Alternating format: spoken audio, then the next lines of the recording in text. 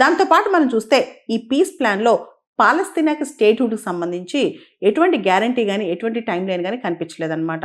And America, Israel ఈ రెండు దేశాలు కూడా ఈ పీస్ ప్లాన్ సంబంధించి ఇది ఒక హిస్టారిక్ మూమెంట్ అని చెప్పి వర్ణించాయి.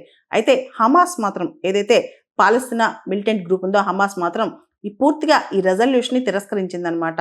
అండ్ రష్యా, చైనా ఈ రెండు దేశాలు కూడా ఈ గాజా పీస్ ప్లాన్ సంబంధించిన ఓటింగ్కి గైర్హాజరయ్యాయి. అంతేకాదు దీనిలో క్లారిటీ లేదని చెప్పి, ముఖ్యంగా ఇంటర్నేషనల్ స్టెబిలైజేషన్ ఫోర్స్ కావచ్చు, బోర్డ్ ఆఫ్ పీస్ కావచ్చు, వీటి పాత్ర ఏంటి అని పూర్తి స్థాయిలో క్లారిటీ లేకుండా ఓటింగ్ జరిగిందని చెప్పి కూడా మండిపడ్డాయి. అదేవిధంగా అరబ్ దేశాలు Qatar, Egypt, UAE, Saudi Arabia ఈ దేశాలన్నీ కూడా పాలస్తీనాకి సెల్ఫ్ డిటర్మినేషన్ ఇవ్వాలని చెప్పి అంటున్నాయి అన్నమాట.